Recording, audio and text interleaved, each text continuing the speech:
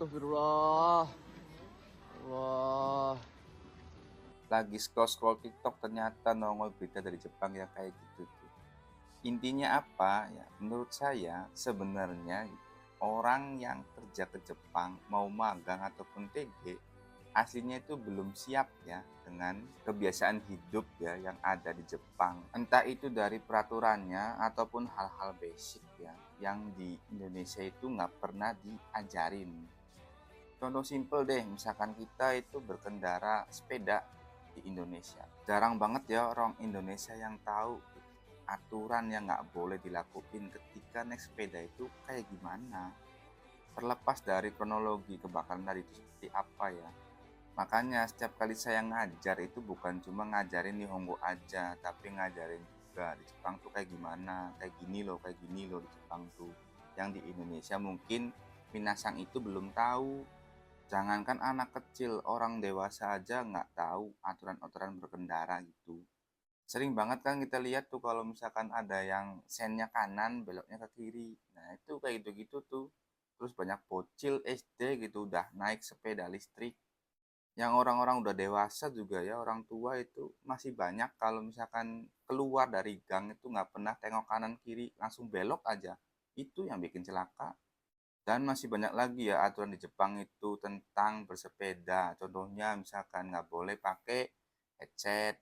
Itu kenapa? Karena kalau di klakson nggak kedengeran. Nggak boleh dampingan. Iring-iringan tuh nggak boleh. Makan jalan. Apalagi nelpon ya nggak boleh gitu. Boncengan aja itu nggak boleh ya setahu saya tuh. Walaupun sepeda di Jepang itu ada boncengannya. Tetap nggak boleh. Nah balik lagi ya ke kasus kebakaran tadi itu. Kebanyakan sih kalau misalkan kebakaran di rumah itu terjadinya dari kompor ya atau puntung rokok yang dibuangnya itu nggak bener.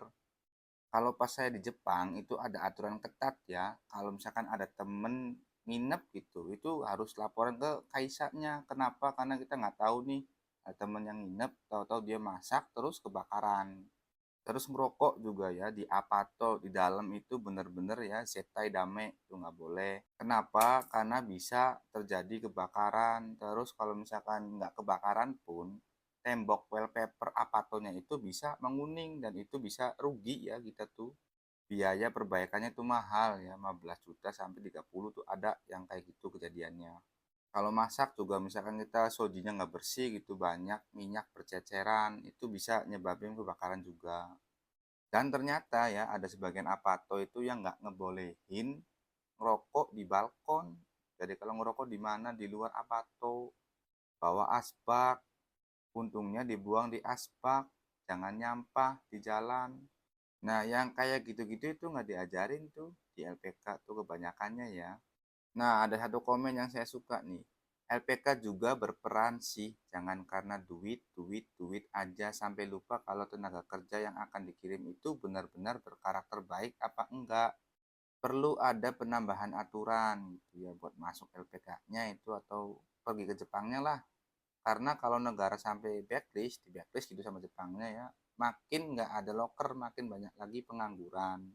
Yang saya rasain sih ya, tenaga kerja mau magang mau TG itu ya sebelum COVID itu bagus-bagus. Terus pas COVID itu lokernya dikurangin sama Jepangnya.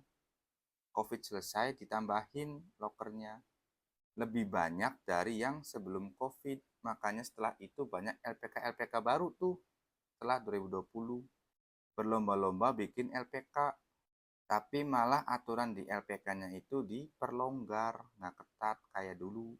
Jadi intinya sih apa? Ya kita semua harus berkontribusi menjaga nama baik Indonesia. Jangan sampai hal-hal kayak gini tuh terulang kembali dan makin banyak gitu kejadian-kejadian aneh di Jepang lainnya ya buat yang sekarang lagi kerja di Jepang ataupun para pihak LPK atau semua yang mau berangkat ke Jepang atau yang ex Jepang gitu.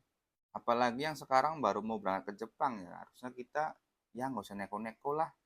Kalau ada aturannya ditaati, jangan kebiasaan-kebiasaan buruk di Indonesia itu dibawa ke sana karena di sana tuh bukan Indonesia, di sana Jepang ya beda, lebih ketat dan lebih teratur. Hal-hal yang norak itu nggak usah dibawa-bawa ke sana deh.